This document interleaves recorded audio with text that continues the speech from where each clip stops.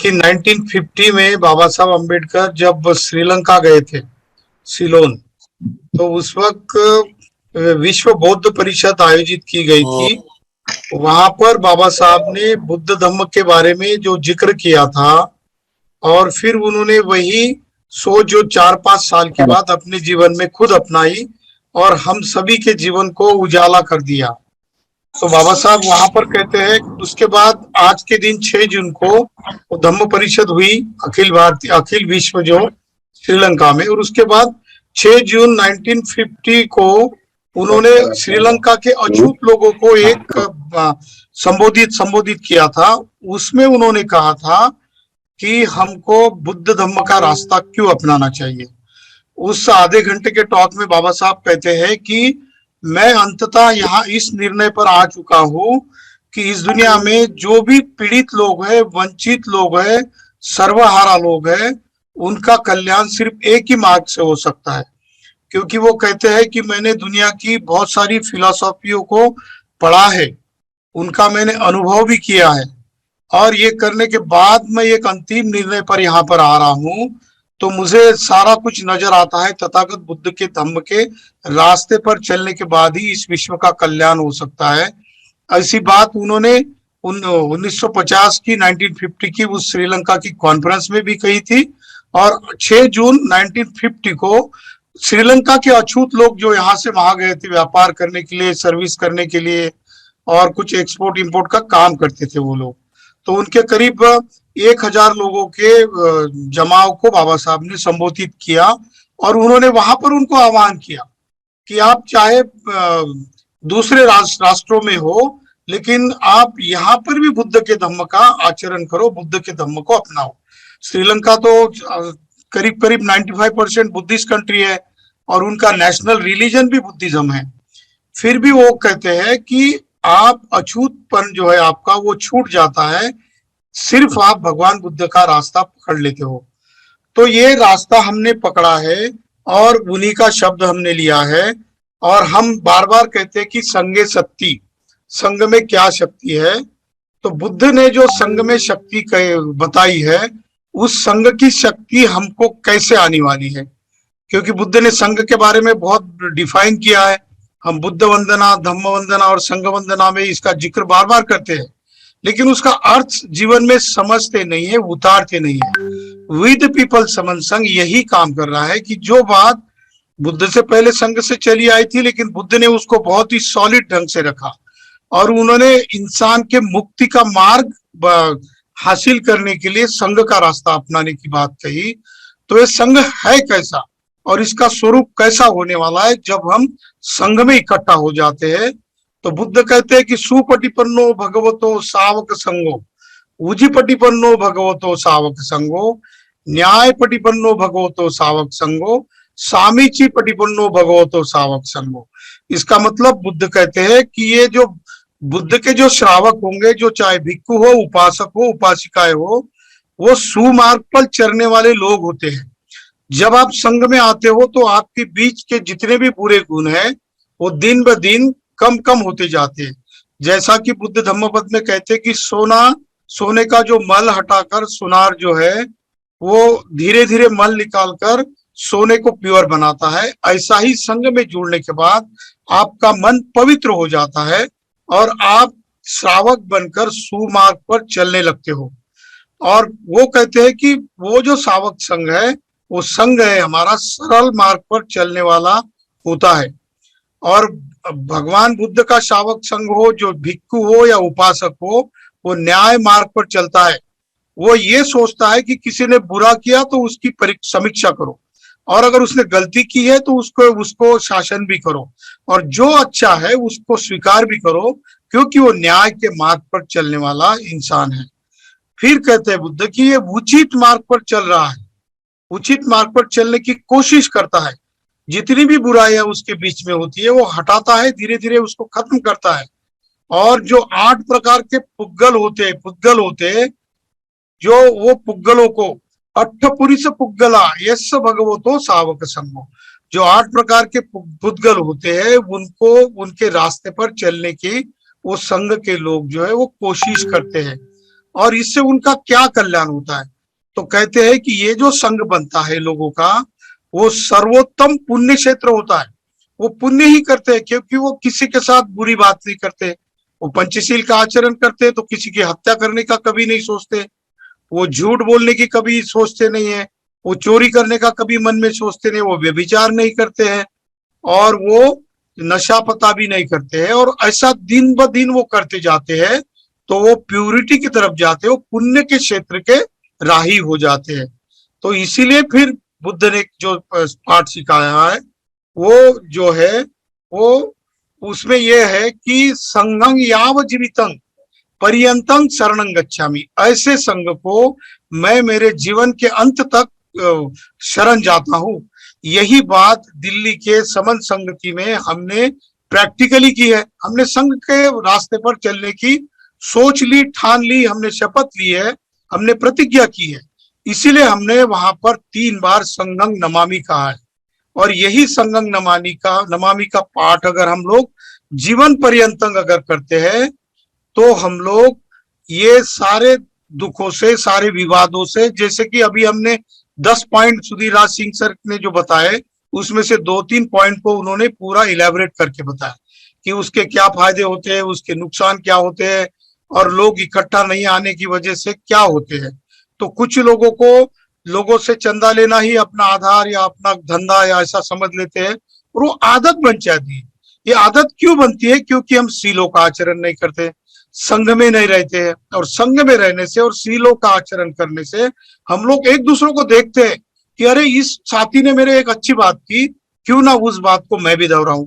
और ऐसे फिर काम करने वाले लोगों का संघ जो है, वो फिर भूतकाल में, वर्तमान काल में और भविष्य में भी ऐसा ही सीधे साधे लोगों का, अच्छे लोगों का, और लोगों की अच्छाई बुराई कपट नीति पहचानने वाले लोगों का संघ बनता जाता है।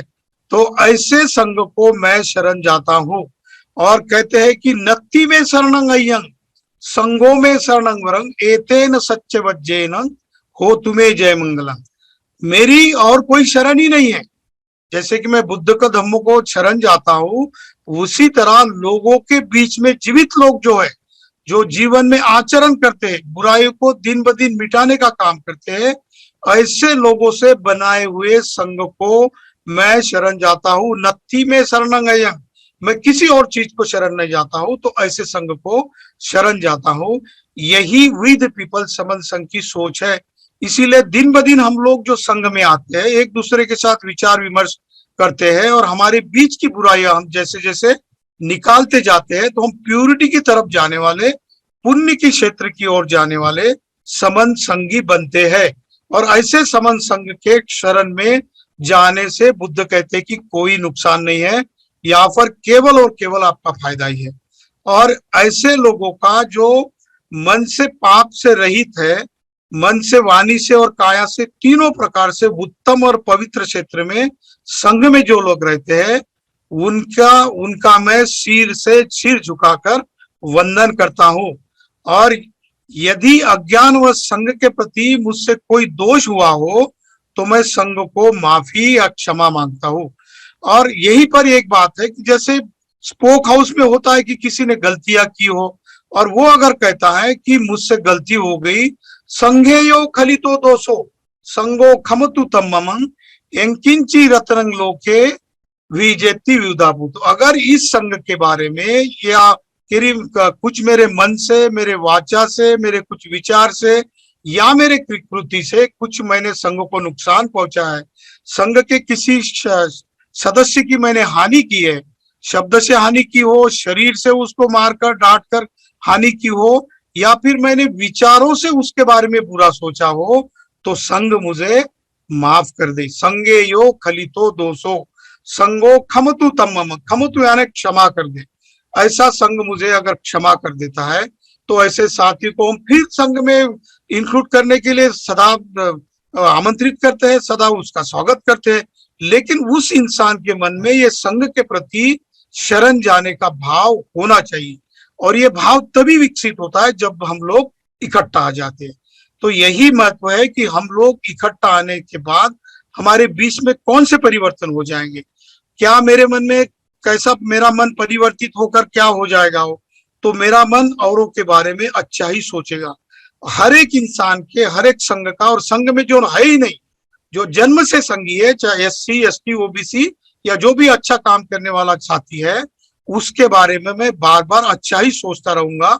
अगर मैं ऐसे समन संघ का मैं सदस्य बन जाता हूं, और समन संघ के प्रति अगर मेरा कोई दुर्व्यवहार होता है और मैं अगर क्षमा मांगता हूं और संघ मुझे माफ कर देता है, तो मैं संघ का अभिन्न अंग बन जाता हूं।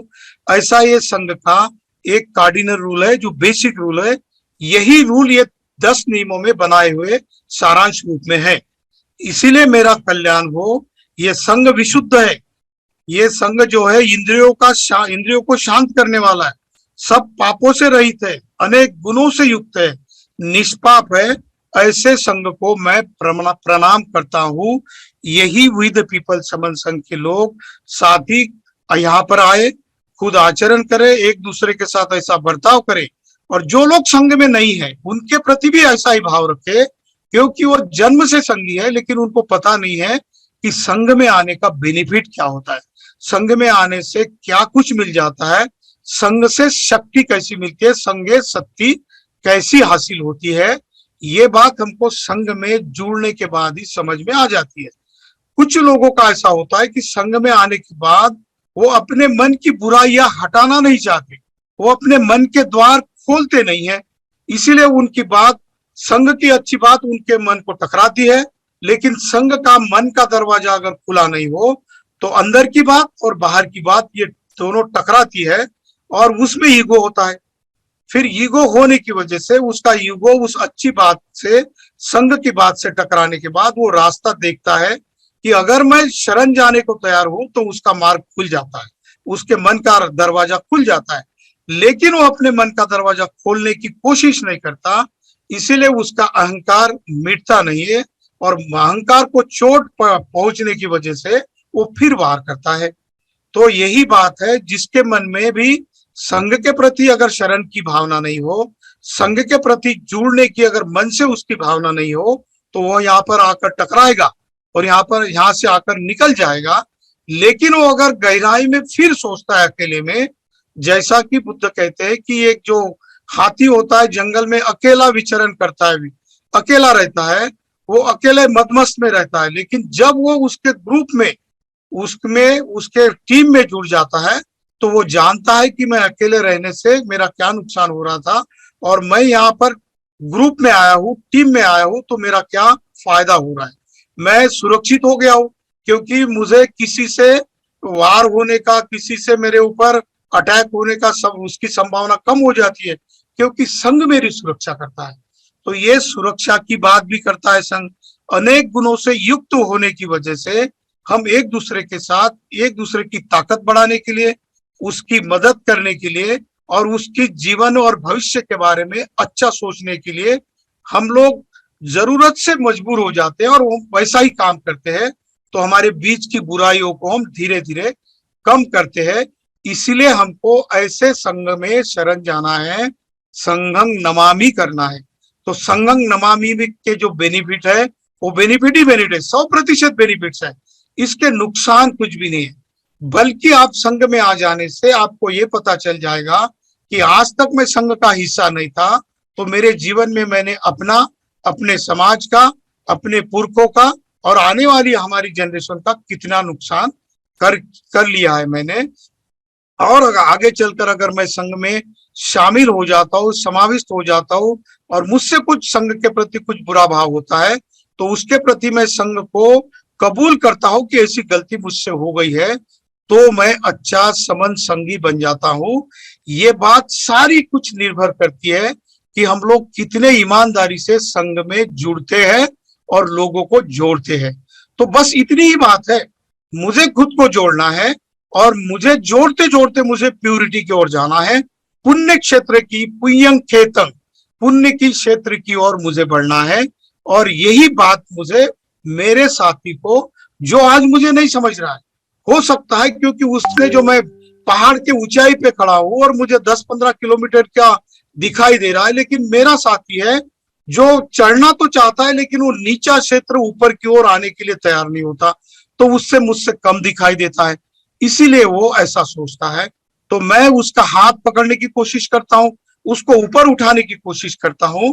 तो ऐसे में मैं समन संघ का मेंबर बन जाता हूँ और केवल मेरा ही कल्याण नहीं करता हूँ, तो मैं लोगों का कल्याण करने का मैं हरदम सोच रखता हूँ। और यही सोच मैं जब जुड़ जाता हूँ और लोगों को जोड़ता हूँ, तभी ये बात संभव हो जाती है। जय जय भीम, जय बुद्ध, जय संविधान। धन्यवाद।